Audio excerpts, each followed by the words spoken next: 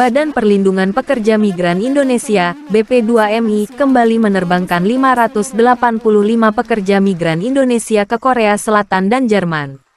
Pengiriman ratusan tenaga kerja ini merupakan program kerjasama G2G antara pemerintah Indonesia dengan kedua negara tersebut. Nantinya para pekerja migran Indonesia akan dipekerjakan di sektor manufaktur, kesehatan, perikanan maupun sektor jasa lainnya. Dikatakan proses penentuan PMI yang dikirim ke luar negeri melalui sebuah seleksi yang ketat. Sebelum dikirim ke luar negeri, para pekerja migran Indonesia harus melalui uji kelayakan sesuai dengan skill atau kompetensi yang dimiliki. Hal ini disampaikan Lasro Simbolon, Deputi Bidang Penempatan dan Pelindungan Kawasan Asia dan Afrika saat menyampaikan pidatonya di acara pelepasan dan pembekalan PMI program G2G, Senin tanggal 5 Agustus tahun 2024.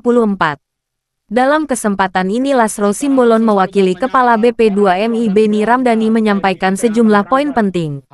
Salah satunya terkait kehadiran negara dalam melakukan perbaikan tata kelola perlindungan yang baik kepada PMI. Lasro Simbolon mengaku dalam memastikan keamanan tenaga kerja Indonesia yang ada di luar negeri, BP2MI bekerja sama dengan lembaga kementerian lainnya terus membuat regulasi-regulasi hukum.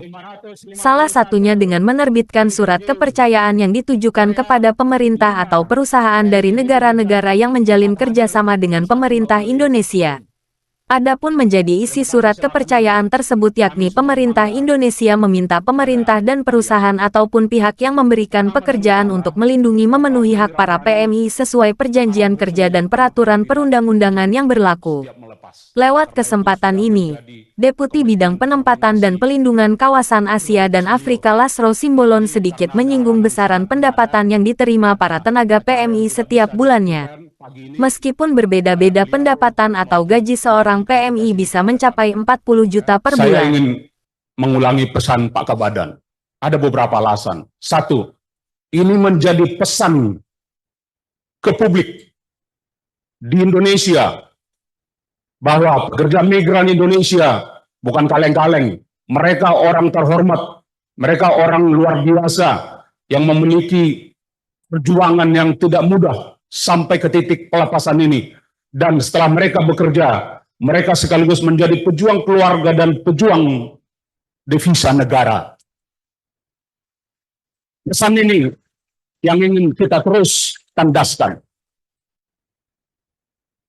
Kedua, pesan yang sama juga melalui acara pelepasan yang meriah seperti ini kepada publik di luar negeri yang terlanjur mungkin ada di beberapa negara sejak lama melihat pekerja migran Indonesia itu kurang keren, pekerja migran Indonesia itu nggak siap kerja, pekerja migran Indonesia itu nggak disiapkan dengan baik, pekerja migran Indonesia itu kalah saing dengan pekerja migran negara lain. Tidak, kita bilang tidak. Ini anak-anak yang mempersiapkan diri dengan baik, ini anak-anak bangsa yang didukung pemerintah, dihormati negara, memiliki skill, memiliki kompetensi, memiliki kebanggaan keindonesiaan, dan siap bertarung merebut pekerjaan yang profesional di negara-negara penempatan, termasuk Korea dan Jerman. Ini pesan ini kita sampaikan ke mereka. Surat kepercayaan pemerintah kepada Anda-Anda yang dikirimkan kepada pimpinan perusahaan, kepada employer, kepada majikan. Ya. Surat kepercayaan ini adalah tradisi hubungan diplomatik antar negara. Jadi biasanya yang memiliki ini dan wajib adalah duta besar.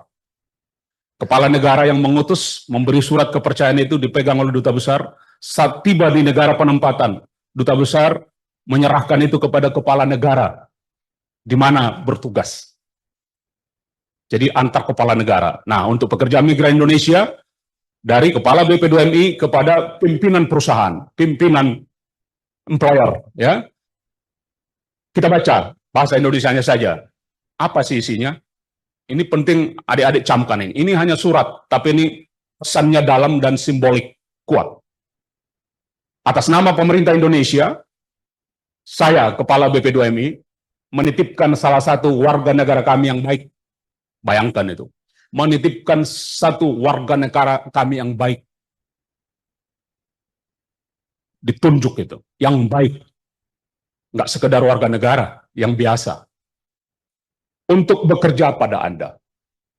Mohon dilindungi, bayangkan itu, mohon dilindungi dan dipenuhi haknya. Sesuai perjanjian kerja, Anda semua tahu perjanjian kerja sudah tanda tangan ya? Sudah ya. Tapi tidak cukup dengan perjanjian kerja itu. Dan sesuai dengan peraturan perundang-undangan. Ini kepanjangan. Peraturan perundang-undangan di Indonesia, peraturan perundang-undangan di negara setempat, dan peraturan perundang-undangan sesuai dengan rejim hukum internasional. Luar biasa. Jadi jangan lupa dijaga ini dengan baik. Begitu tiba kesempatan yang baik, nanti Bapak Manajer, saya mau menghadap Pak Direktur. Ada pesan dari Kepala BP2MI, dari pemerintah kami. Ini harus saya sampaikan. Serahkanlah ini. Ya, di Korea tentu mereka ada bahasa Korea, membantu mereka memahami ini. Sampaikanlah itu. Ini karena pesan dari Kepala BP2MI ini harus saya serahkan ke Bapak Direktur, atau kalau Direktur diwakili Wakil Direkturnya, GM-nya tidak apa-apa, tapi sampaikan ini ya. Ini menjadi satu cara lapisan memproteksi adik-adik. Satu, bahwa Anda dipilih, ditugaskan, diutus, karena dipilih salah satu warga negara terbaik. Kedua, permintaan mengingatkan mereka, lindungi mereka, penuhi hak-hak sesuai dengan perjanjian kerja dan sesuai peraturan perundang-undangan yang berlaku.